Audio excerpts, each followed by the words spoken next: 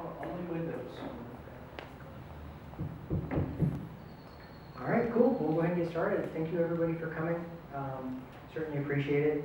Sorry we're starting a little late, but I think it's okay because our sponsor is Canonical, and it's actually a buddy of mine who lives in Dallas, and he's not here today, so we're not going to hear about all the cool stuff that Ubuntu's doing with Juju and Moss and their other software. I could. I work for Canonical. I'm Ben Rodrigue, and also my co-organizer Carlos is in the back there, and we're running late, so I'll try to get to Ed right away here. So, and these are the upcoming talks that we have coming. Our next meetup is going to be a presentation by Matt Dorn. He's actually a trainer at Rackspace, and he's going to be talking about passing the Certified OpenStack Administrator test, and I'll talk a little bit more about that here in a few minutes. The following one in July is going to be the second part of that same talk in terms of walking through the COA coursework. And then on August 11th will be Brent Clements with Canonical. And Canonical works with a lot of telcos out there. A lot of telcos are doing big things with OpenStack. In fact, some of the biggest OpenStack clouds out there are telcos essentially building software-defined networks, network function virtualization across the various hubs that they run, so they can manage just all the servers that they're running and POPs all over the world.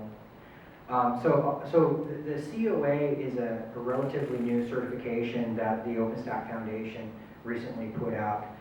It's called Certified OpenStack Administrator, and the idea is to draw more people into OpenStack, prove that more people have the skills, provide a professional standard by which people who are in the OpenStack community can show that they have the OpenStack skills. And so it's a standardized test. It's $300 to take. It's about 2.5 hours. It's performance-based, essentially just proving that you can administrate an OpenStack cloud via GUI or API, command line, and one of the challenges is that there's a lot of companies out there that provide training to prepare people for the COA and various other trainings. All of them are pretty expensive. So something that Carlos and I have been working on is how can we empower the OpenStack community or people wanting to get involved in OpenStack, right? Build careers for themselves. How can we help them where many of them don't necessarily have the funds to pay? I won't name any companies, but $2,500 to go in for a couple of days or a week and receive training. It's typically people who are already employed with organizations of running OpenStack that are able to sponsor employees to do that. So it's kind of a barrier of entry into OpenStack, into having a career in OpenStack, and so we're trying to lower that barrier. And not only with the meetup here, people wanting to get involved here, but we also are working with the other OpenStack meetup groups in Texas. So we're working with Houston, Dallas, Austin, trying to bring everybody together, develop this coursework, bring in various trainers from different organizations, deliver the coursework, and essentially prepare a lot of people to be able to take the Certified OpenStack Administrator test. In terms of the training, free of charge, but being ready, at that point it's $300. And so that's our goal, just to get more people certified, get more people excited about OpenStack, and improve adoption and maturity. And did I leave anything out, Carlos? You got it. Okay. So the next meetup is part 1. You can look at it, and I'll probably list it when I create the meetup on the meetup group as an OpenStack 101, because that's essentially, let's see, I'm going off script. So OpenStack/COA, that's where to go to learn more about it. And then these are the requirements that it lays out. And so essentially the coursework that we're putting together is going to follow this. So getting to know OpenStack is basically an OpenStack 101.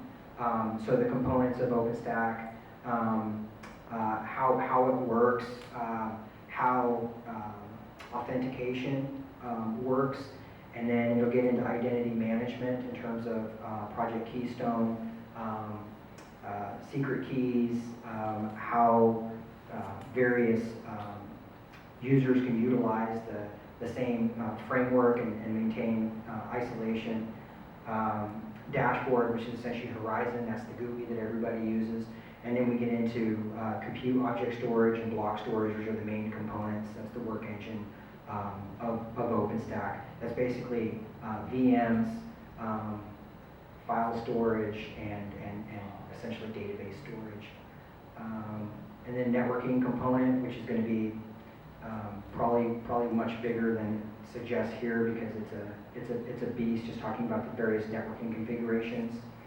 Heat orchestration, essentially dynamically bringing up resources by template on top of your cloud, so that's workload management.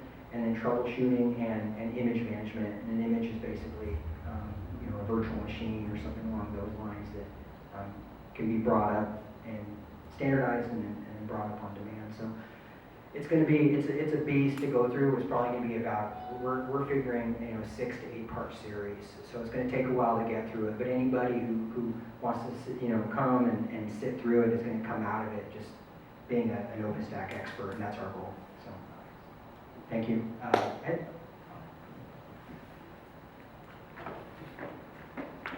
Do applause?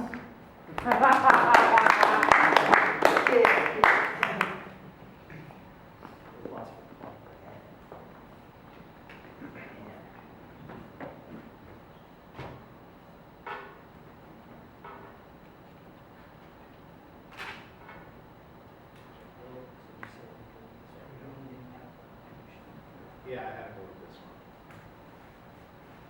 All right. It's working. Oh, I'm going to use this. You don't have to if you can. No, I can use it.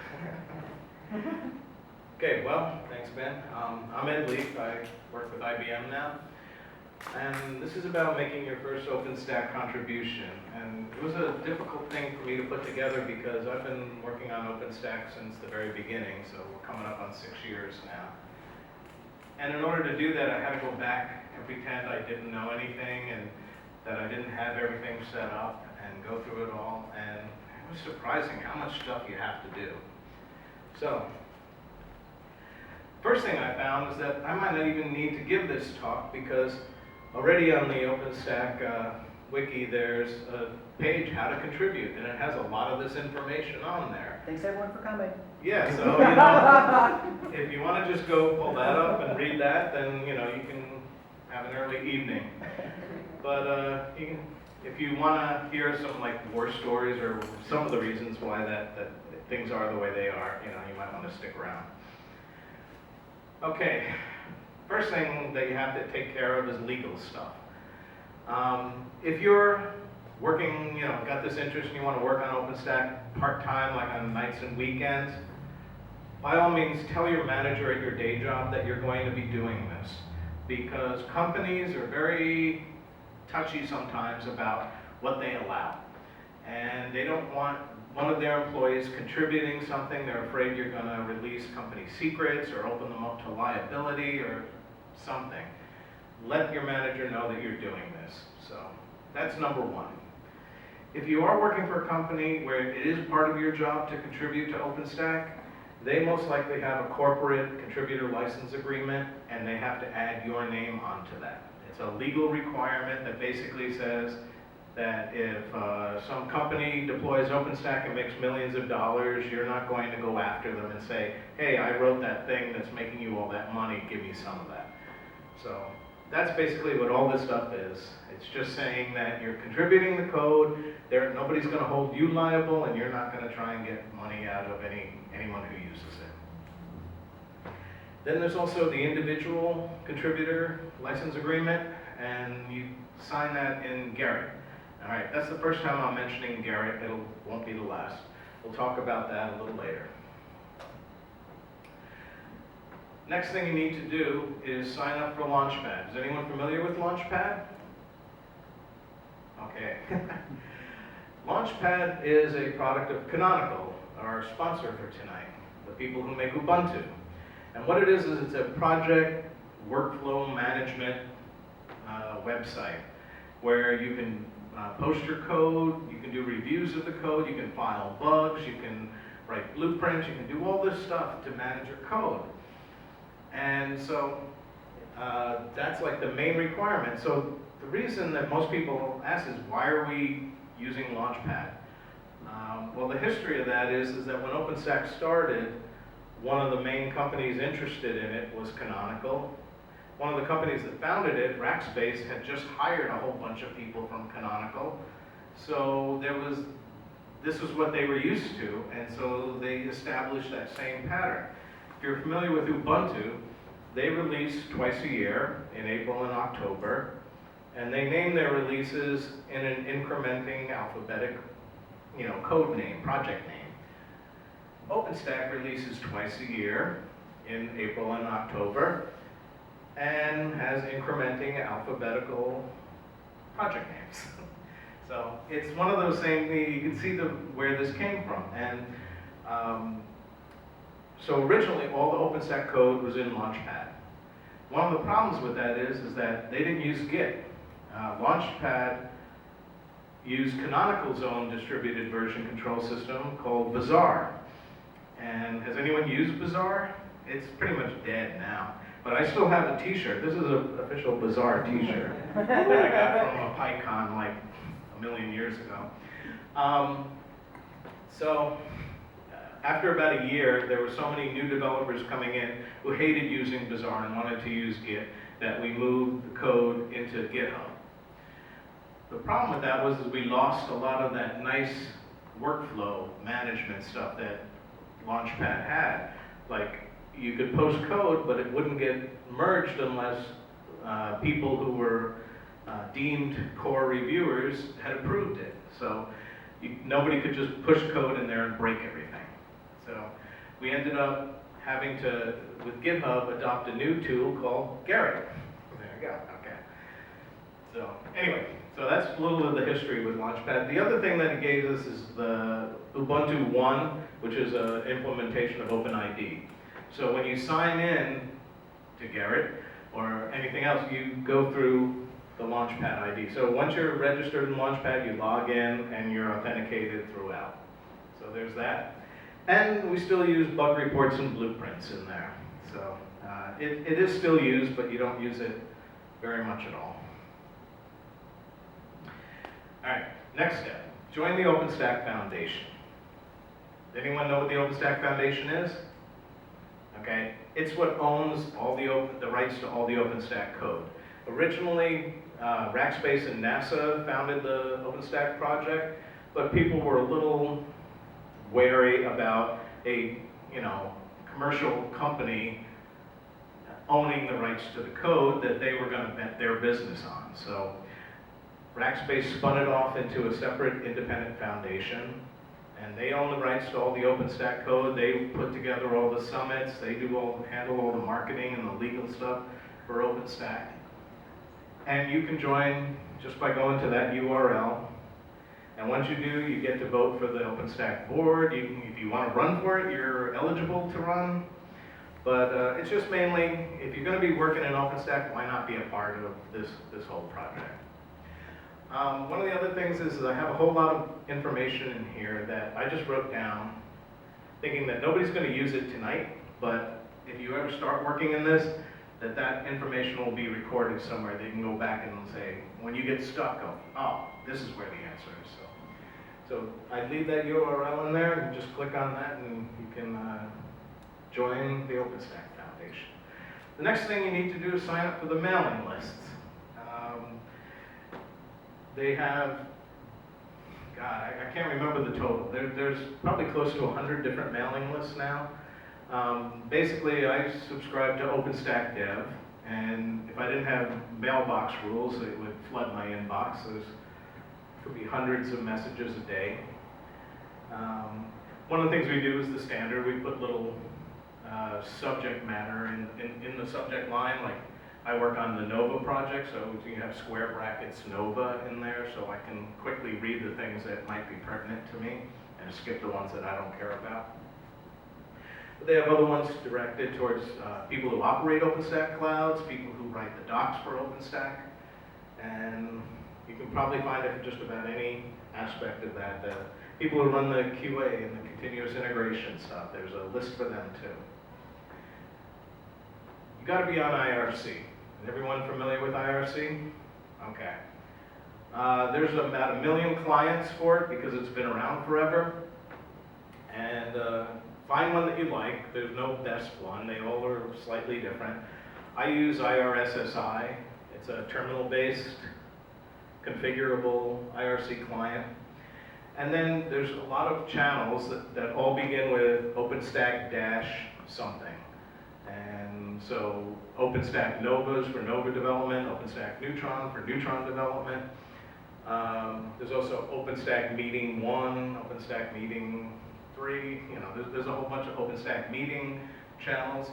All these channels are logged, by the way. They have bots that go in there and just record everything. So if you miss something, you can go back and see a discussion that happened, or in a meeting, you can see if there were things that were decided or discussed. So if you need to talk to somebody about something, sending an email will most likely not reach them, but IRC is definitely the way. Everyone who develops is on IRC, so if you're going to be a developer, you got to be on there. The other thing is it's not just North America, for some reason, that seems to be interested in OpenStack. It seems to be a global thing. And we have developers in Japan and China and India and Europe and South Africa and Brazil and all over the world.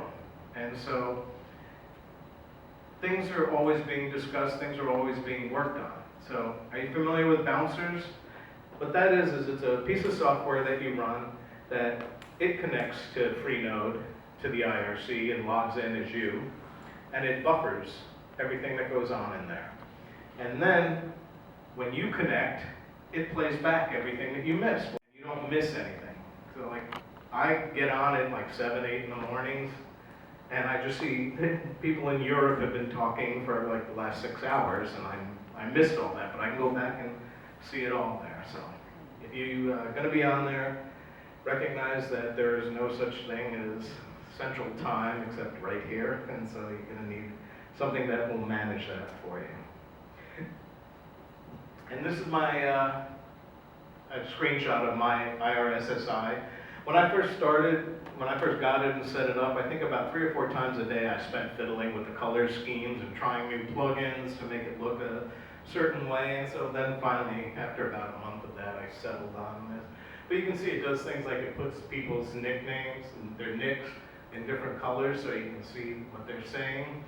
On the bottom, it has, you can see I'm in the OpenStack Nova channel right now, and I have about 14 windows open, and I've had new activity on a whole bunch of them. And one of the other things you can see is, if you notice right above that dotted line, there's 2 that say OpenStack Garrett. There it is again.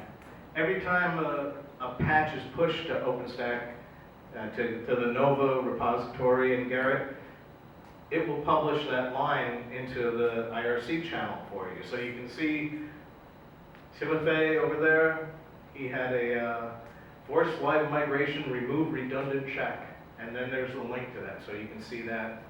And if that's something that you're working on or concerned about, you can just click on that link and see the code that this person is proposing.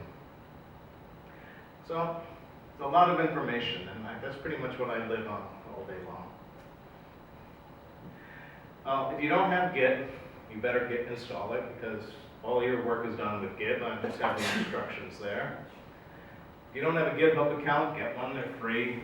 And all the code for OpenStack now lives in GitHub. And it's in the OpenStack org / whatever the project name is, Nova, Neutron. So make sure you're on GitHub.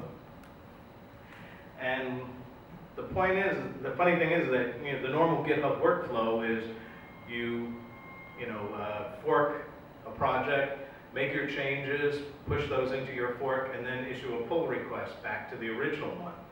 If you do that, you'll get a message saying, sorry, you can't do that. We don't accept pull requests. And a little link to Garrett, I think that's what it is. I haven't done that in a while. But basically, you just get your code from GitHub, and then you don't interact with it anymore. You work with Garrett. And this is something that I found a bunch of people got confused about that I kind of took for granted, but I figured I'd put this in here for completeness. If you have a variety of different development environments, you have to upload your SSH public keys to GitHub before it'll allow you to clone the code down. So just in case you don't know how to do that, I have step-by-step instructions. And if you don't know what SSH keys are, well, sorry. That's beyond the scope of this. All right, so you've gotten all that stuff done. Now you have to set up your work environment. And you can just use your laptop or your desktop machine or whatever. A lot of people prefer working in a virtual machine simply because you can mess it up and just fire up a new one if you want to. Especially when you're first starting out, you can install things and say, oh, that didn't work, and start all over again. And you didn't really lose a whole lot of time or pull your hair out or anything. So I develop in a VM. It just makes my life a little simpler. And here are all the dependencies. These are just the commands to install what you need to install for to develop in OpenStack. And so they have the Ubuntu and the Red Hat commands in there. And then this is from the OpenStack site. They just say for Mac, just install virtualenv. That's it. I guess it comes with everything else. I don't know. And for Windows, you know, I don't know. I don't know what Windows people do. So. All right. The other thing you can do is DevStack. Install DevStack. You don't need to. That's why I put optional in there. DevStack is, for those who don't know, is a self-contained OpenStack installation that you can run in a single VM. Don't install it on your laptop or desktop. It will mess up your whole system, and the only way to kind of recover is to wipe it and start fresh. DevStack is meant to be installed in a VM, and you git clone it with that command. You run stack.shell, enter a couple of passwords in there, and then go get a meal or something, because it takes like 15, 20 minutes to run. But when it's done, you have a fully functioning OpenStack system. You have Nova, Neutron, Cinder, Horizon, Keystone, all that stuff, all working in a screen session, and you can look at every screen and see what's going on in each of them. It's pretty cool if you think about it. Now, some people like to develop in DevStack. I find that a little tough because already now this VM is running all these things. Now I'm doing code and running tests on top of that. It's kind of a strain. So I develop just in a separate VM, and then I have another VM with DevStack running that I can test my changes in. And it's good for testing changes that are not simple interact, where it involves like one system interacting with another, that you can't just do in like a simple unit test. Like, for example, I did a change that every once in a while I had to sync up the state of the compute nodes with the scheduler so that they made sure that all the messages got received correctly. Well, that's on a periodic task, and there's no way to really test that with a single command. So I put the code into the DevStack and added some extra debugging in there so I could see exactly what the state was. And sure enough, looking at the log, then every couple of minutes, this whole stream of information would be logged, and I could see exactly what it was doing. And I said, okay, it's working. You know, it's doing what I expected it to do. So that's what DevStack's for. Don't try and run an actual cloud. Don't do anything that you'd be sad if it got lost. It's not for production, but it's great for testing. Now, if you want to actually start working, you do get your code from GitHub. So you go to, like in this case, I'm using Nova because I work in Nova, so it's the one I'm familiar with. So you go to OpenStack, Nova, and GitHub, click on the little clipboard icon up there, and it will copy the address of the repository, and then just git clone that onto your development machine. and it'll get the whole Git history and everything, and then you can start working with it, but we'll talk about that in a second. By the way, am I going too fast? If anyone has questions, just scream at me or something, okay? So here we are. We're finally going to talk about Gerrit. So Gerrit is this collaboration tool. It enables us to have the workflow that we require for developing in such a global, distributed fashion. When you have some changes that you want to propose to be added to OpenStack, you push them to Gerrit. A couple of things happen when you do that. One, the little bot, spews out those messages into IRC so everyone else knows about it. The continuous integration systems are also triggered with each and every commit. The entire suite of tests get run on each and every commit.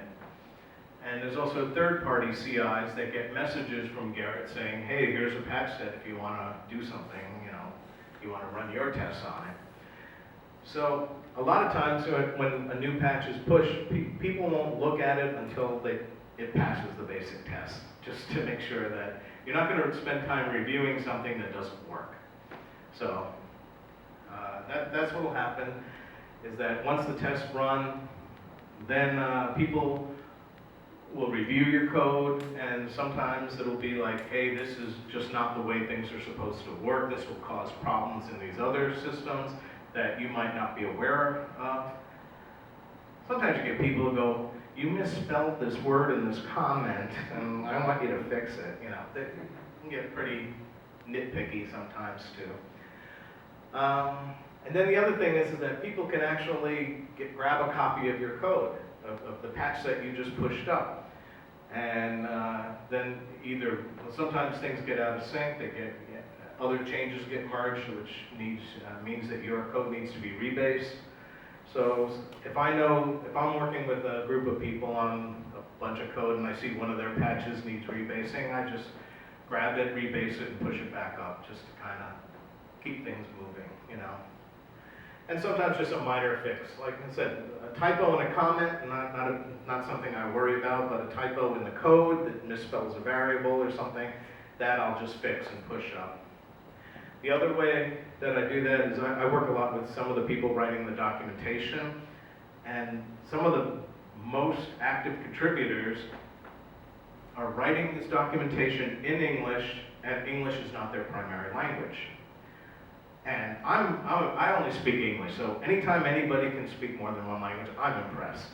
So when I see things written in obviously not native sounding sentences, I don't feel like, oh, what a, how could they write that? I go, wow, that's pretty good. And so I just fix it. I just make it a little more native sounding, and I'll push that back up. And they appreciate that because they want their work to sound good too, and it helps them learn English a little bit better. So those are some things. Instead of writing comments on their code saying, you should write this sentence this way, here's the best way to say this. Instead of doing that, I just download the code, make those changes, and push it back up. And it's a lot easier. And it helps that everybody knows each other. We've been working on the same project for a while, so there's a level of trust. You just don't go in and start changing some random person's code. They'd be a little suspicious, but in something like that, this is it's a helpful thing. Now, the continuous integration systems, there's Jenkins and a few others and all that. If your tests fail, they vote -1 on your patch. And the votes are what determines whether a patch can be merged or not. And anybody who's registered can vote on any patch. So you can either have a -1 means that there's something that needs to be done before this should be merged. There's something, you're missing a test. This thing isn't, the logic isn't right. Something like that, or you're not handling this particular case. A +1 means the exact opposite, means like, this is ready to go. I think this is a great change, we should merge it. You can also vote a 0, and that's more like if you see somebody doing something and you're not quite sure why they did that, You don't want to ding them with a -1, say, no, don't do that, because most of the time they know a little bit more about it than you do. So you can ask a question, but you don't want to say yes or no, you just want to give it a 0 vote. And then usually the person will respond, and based on their answer, then you can give them a -1 if it's a bad answer, or whatever. Now, those votes are nice, but they don't really make a difference. The only votes that really matter as far as Garrett is concerned are those of core reviewers. And core reviewers, we'll talk about them in a second, they can also have a -2 or a +2. And a -2 means it will not merge no matter what anybody says. A +2 means that, yes, now we can go ahead. And so the continuous integration tests have to pass, and you have to get, depending on the project, 1 or 2 core reviewers to +2 it. And then Garrett will merge it. So these magical core reviewers, they're selected by the people who work on the code. They are the people who are most familiar with it, whose opinions are trusted, who seem to know what they're doing. And so each project has a PTL. They keep changing what the P stands for. I think right now it's Program Technical Lead, Project Technical Lead. Project, I didn't realize it. It changes, but it's basically the tie-breaking vote. They make the decisions. And so if somebody is doing good work, doing good reviews, being involved in the team and all that, they will propose that they become a core reviewer, and then everybody else can say yay or nay on that. And most of the time, if a PTL is nominating you for a core, you pretty much earned it already, and it's almost always unanimous. I can't think of anyone who was rejected once proposed. There are a lot of people I think could be core who aren't because they feel they might get some negative votes. So it's something that nobody objects when somebody's a core and says, no, you shouldn't merge that. They seem to know a little bit more about the code than the rest of us. So when they vote a +2, that means this code's ready to merge. They want it to go. They can also vote +1, like I like it, but I don't know it well enough to push it forward. It's not the area that I'm most comfortable with. A -2 just basically blocks it. No other core will override a -2. They can't, but they wouldn't anyway, because there's a level of trust among the cores. So in Nova and most other projects, you need 2 cores to give it a +2 before it'll merge. So, what you have to do to start doing all this fun is sign into Garrett. And the address is just review.openstack.org. And there's a little sign-in button, and when you do that, it'll kick you the Ubuntu One OpenID login form. So you're back to the Launchpad connection that we started with. And there's the little screen, you type in all that stuff, and then it says, do you want to give your personal information, your name and email address to Garrett? And you say, sure. Now, once you get into Garrett, you'll see your name up in the top right. If you click on there, there's a settings button. When you get to the settings page, you'll have all these things here, and there's agreements right there. And you're going to need to click on there. I've already done mine, so it says status verified. But if you haven't done it, you'll just see new contributor agreement. Click on that, and you get all the form, and you just say, yes, I agree, and now you're official. So. Oh, and you do also have to upload SSH keys here too, but I didn't mention that. Sorry about that. Forgot about that one. So, working with Garrett, you need to install this tool called Git Review. It's a Python package installable via pip. And what Git Review is it modifies Git to add the review command. And what that will do also is that whenever you make a commit inside of Git, it will add a line to your commit message with a change ID and this big long hex number. And that's what identifies your patch as a unique change. So one of the things that's, I'll get to that in a second. This is just the information for configuring Garrett. You probably don't need to know about that too much until you're ready to do it. Just more Git stuff. Okay. This is, so when you do submit a patch, each patch has a URL that looks like that with a patch number at the end. That's the number that identifies you for everyone else. If somebody wanted to grab a copy of your code and look at it locally, the git review command has a -d and that number, and it'll copy it down into your current code base in a new branch. And then you can work in that branch, and if you make little changes and you want to push them up, you can always do that. That's what I do, like when I'm making changes to somebody else's code, is you pull that down, make the changes, and then push it back up. So the general workflow now is, when you clone that, you get the master branch. You create your working branch and make your changes, run your tests, and do all that stuff. When you're happy, you save your changes, and there's guidelines for the commit message. I'm not going to get into them here, but you just write things that make it easy for somebody who's looking at your code to understand what it is you're trying to accomplish with that patch. Now, normally, if you're working with Git, it's very common to commit often. You make a little change, you make another change, you make another change, you just do a series of commits.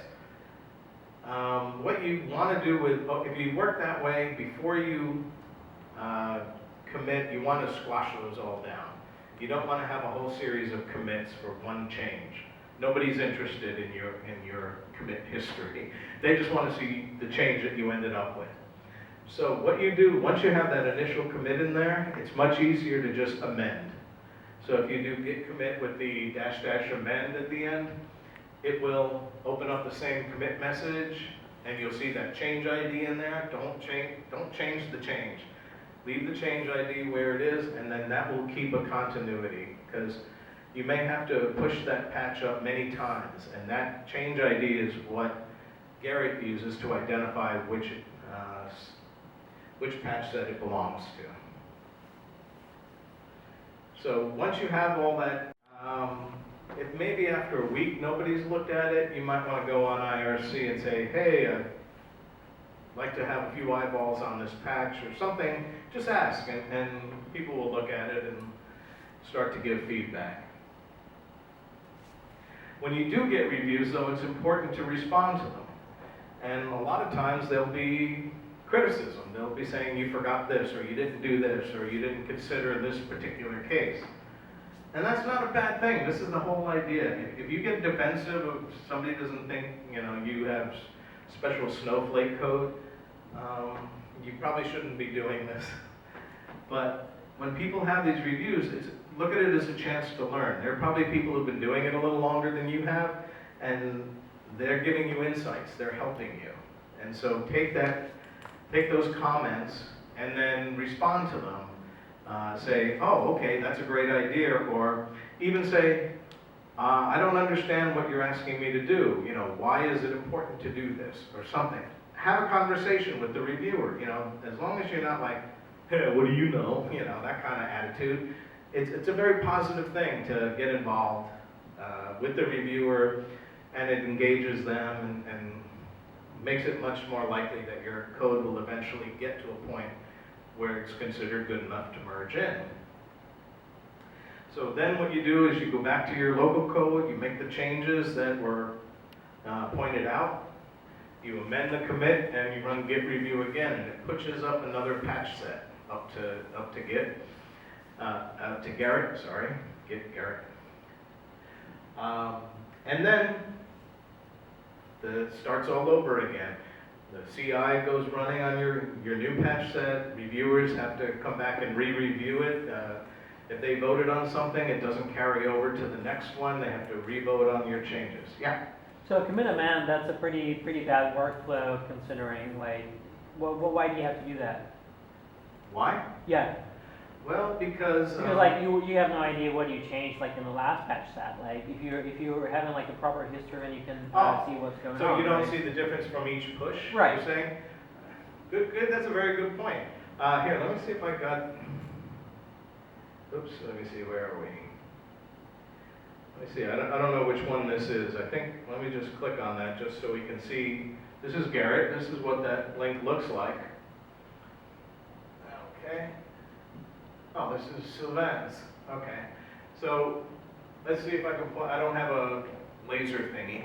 But you can see like code reviews there. It got a couple of minus ones from Jenkins and the Zen CI. And you can see all the different sets that were run and what failed and what success. I think it's just too small, we cannot actually see anything. Cannot actually see anything, it's too small. Oh. Yeah, all right, let's see if I can bump that up a little. Let's see. A little bit bigger. But what you were asking about is this, like here are the files that have been changed, right? And you're saying by squashing those commits into a single patch, you don't see the progression? Well, squashing is not that bad, like amending the commit is worse, because squashing you can still have like the old history, like with the amend, do you Right. have the old history for reflog? Right. So if I want to look at like one of these, click on that file. Okay, it's hard. Let me see if I can get it a little bigger. Okay, so this shows the original code and the current patch set. And notice they're numbered. There have been 9 pushes for this particular change so far.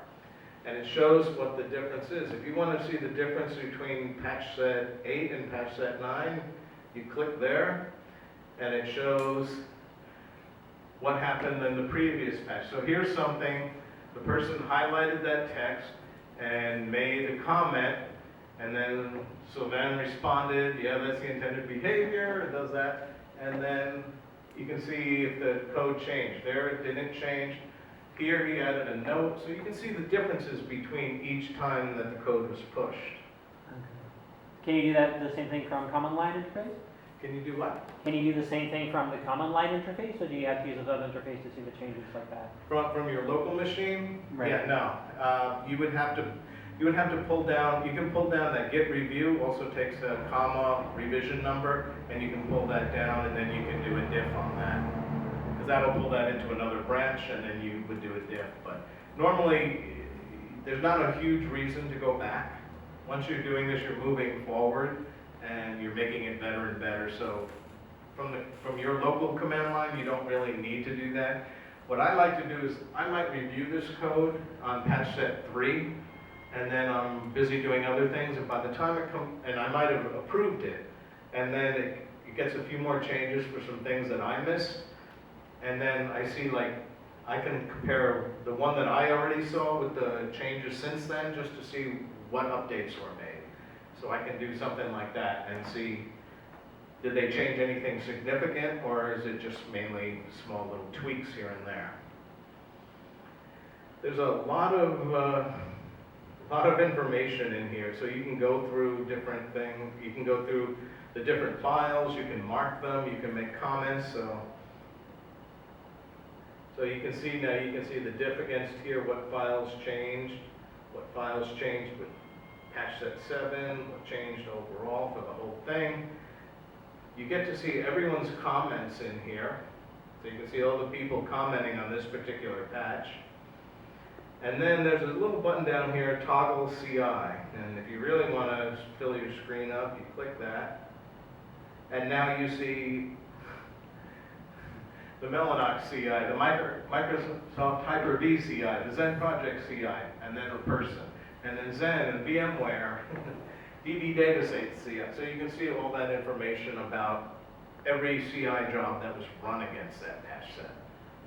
And when you see those things, sorry, there's a lot of them. Like here's one that failed. If I click that, sorry, the text is small, I'll bump it up.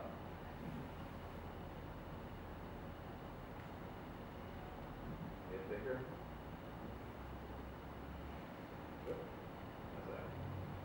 It's too big. And you can see the whole log of what happened, and I think you generally have to go down to the bottom and scroll up. And then you can see exactly what failed. So you can see on note, this line right here, takes a while to learn how to read these. In Nova objects, request spec.py on line 26, utils was imported but unused. So it failed PEP 8 for that. It didn't meet the coding standard tests that have been put up there. You can't import a library and then not use it. That's sloppy. So it failed for that reason. So then you'd have to go back, delete that import utils line, and then re-push another patch setup.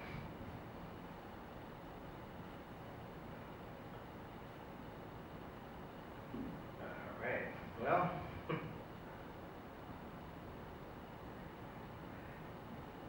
So anyway, that's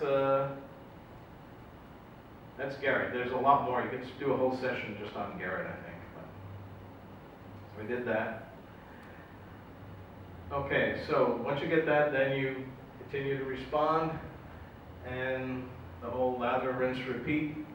You just keep going until it finally either meets approval and gets merged in, or they just say, you know what, this is a really bad idea, there's no way we're ever going to merge that, and then on that Garrett interface is a little abandon button that says that, okay, this patch set's never going to merge, so just abandon this fix. So that's there. But once you've gone through this, now you're officially an OpenStack developer. Okay, so any questions? And, also, I put my contact information. I have two noticeable distinctions. One, my email address is just my name, edleafe.com. And the other one is that since I was in OpenStack from the beginning, I snagged ed@openstack.org too. Okay, any questions? So back to your previous question, is the commit amend, is it the preferred workflow, or can you also have like any other options? So amending the commit? What do you mean by other options for workflow? For actually merging in there? Yeah. No, this is the only, nobody can merge code into OpenStack, only Garrett can. And No, but like with the way you interface with Garrett, like you presented that you have to amend the commit. So can you, instead of amending a single commit, can you have like a normal branch and like do something with a branch, or do you have to just work with a single commit for each feature? Well, you can't commit your personal branches there. There are separate branches that the people who administer the project set up. So like we have the master branch, but then whenever there's a release, they just released Mitaka last month. So then they set up a branch of that release, stable Mitaka. And then only if there are bug fixes that are cleanly applicable, then they'll backport those to the stable branches too. But if you have personal working branches and all that, those just live locally. So I do that a lot. I mean, I play around with things and I have experimental branches. And So to which branch do you have to commit for Garrett to see it? say that again? So like you mentioned that like after you commit the feature, you run Git review, right? Yeah. And that puts ID into the commit. Yeah, it gives you that change ID. So Right. So after that, you do push, or what do you do? How? you type the command git review is equivalent to a push to Garrett. It will take your code and then add it up to Garrett and also search, and it communicates with Garrett to say, here's a change ID. Do you already have a patch set series with that change ID? If so, add it to there. If not, create a new one. It does that kind of stuff for you. So it just goes up, and that's why you don't want to change the change ID, because it's the identifier for your series. Okay, do you have a question? Yes, I have a question. This is a question for everyone here, not just you, Ed, but I guess you can answer first. So, I'm an outsider to OpenStack, but not only that, I'm an outsider to this open source contribution. Yeah. So my question is, all these people so many people all over the world are working on this project, and they're not getting paid for it. I guess what is the motivation behind They're getting paid. I'm getting paid, yeah. That's sort of a myth that you're not getting paid. There's some small open source projects that somebody has an itch that they need to scratch. Okay. And so they'll write this cool utility and then release it as open source because, that's just a nice way of doing things. This is, OpenStack is a very extremely well-funded project. If you want to be a corporate, they have gold levels members and platinum level members. I think it starts at about $10,000 a year that you pay to the foundation for the privilege of being a corporate member of OpenStack. So that goes to fund the development, goes to fund the summits that we have twice a year. It goes for the advertising and that kind of internal marketing. Companies hire OpenStack developers. Like I know in my case, I got hired by IBM because they wanted to show their customers that they are committed to OpenStack and that they have these people on this project and this project and this project. And that's true of pretty much every company out there that I know of, is that their developers are being paid because if they weren't, some company would snatch them up and pay them, because it's good for the company's image and it's good for the company's business. I mean, the idea that what distinguishes one company from another isn't that our cloud software is better than your cloud software, it has this extra feature that yours doesn't have. That's not really how things work. What they want to say is we want to provide better service for our customers and make the cloud, the software part of it, a commodity. And that's not going to be the distinguishing factor. What's going to be distinguishing is that we can contribute to this project. Ben mentioned the telcos in there. They're huge supporters of OpenStack now. I mean, they had, was it China's main telecom company with like, I forget, 800 million users, and they have to handle all their communication, all the data and everything. It's all done through OpenStack. And so they're very much interested in pushing forward a lot of the network function virtualization code that some other company may not be all that interested in. So you have these people, they have specific business interests, and they will pay their developers to help develop them because it will make them profitable in the long run. Walmart has tons of developers working on there. They run their entire website. All their online systems run on OpenStack. And then that sounds kind of cynical that it's all about making money. CERN, a company that runs the Large Hadron Super Collider over in Europe and discovered the proof of the Higgs boson, that was all that data was analyzed through OpenStack. So, you know, there's a lot of reasons why people contribute, but. So it's not the people who work, let's say at HEB during the day, and at night they come home and work on OpenStack. It's more like during the day they work on OpenStack because the company pays them to do it. Well, there are people who do that, and not to put down HEB, but the people who would do that are because they don't want to work at HEB their whole life. They're more interested in a more technical thing, and this is something where they can contribute, they can grow as a developer. One of the nice things about a review and getting a negative review is, oh, I didn't think of that, or oh, I didn't know about that. And it's a chance to learn and grow as a developer. So you have people who know a lot more about this thing who are teaching you. And so, yeah, I know there are people who do that. There are people who get a job just as a sysadmin somewhere, and then they deploy OpenStack. Now they've learned how to run an OpenStack cloud, and they can take your certified course and become an OpenStack administrator, and you know, it's a good career move. You can, you know, improve your earnings quite a bit by having those kinds of credentials. So. I would add to that, I mean, a lot of it is the market dynamics, right? VMware was making a fortune. You wanted to run virtualization, VMware, right? Or Citrix. You didn't have many options. You were going to just pay through the nose with each of those. And then OpenStack came along, right? Rackspace needed options. Rackspace needed to compete with Amazon. NASA had already developed, you know, essentially their own internal cloud. The software was adopted, and everybody else said, we want a piece of that too. And so you have the demand from companies coming in saying, we want this, and they're beginning to contribute. Well, guess what all their vendors start doing, right?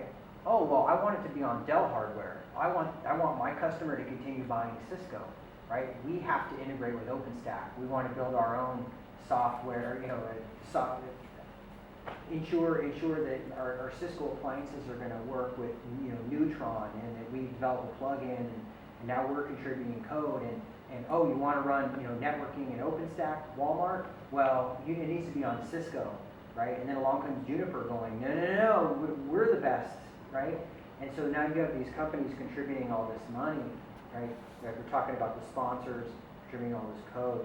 It's market dynamics that's driving it. It's companies trying to save money by cutting licensing costs or move faster by adding this new technology that they didn't have previously. It's one or the other, and it's all the vendors rushing in to try to fill that vacuum. So that's a lot of what's driving it. And then it's just the whole ecosystem behind it, like, software developers, architects, all the different companies that deploy OpenStack for you, support OpenStack, the Linux, various Linux distributions, that they all want to be the distro of choice, right? So they want, we want you to be if you're a Red Hat shop, oh yeah, you can run OpenStack on Red Hat, and if you're an Ubuntu, Linux shop, then, yeah, you can run it stably on our operating system. And so it's a scramble. You could run it on Windows now, right? Because if there's money, Microsoft will get involved, and they are. Yeah, and so that's the thing, is that when you're contributing to a project like OpenStack, maybe you're working on one of the storage things like Cinder, for block storage. You're contributing code there that other people benefit from. Well, all these other companies are working on all these network functions that now you get for free by being part of this ecosystem. You're contributing here, they're contributing there, and everybody shares that, the benefit of that work. And so then it helps everybody have a better system for running their clouds on. And instead of, imagine if every cloud had to build this stuff from scratch. Every company had to create their own version of OpenStack. It just never would work that well. You could never get it that good. You'd be duplicating so much effort. So. All right, yeah. Where's the road? So for Nova, where do you find the roadmap?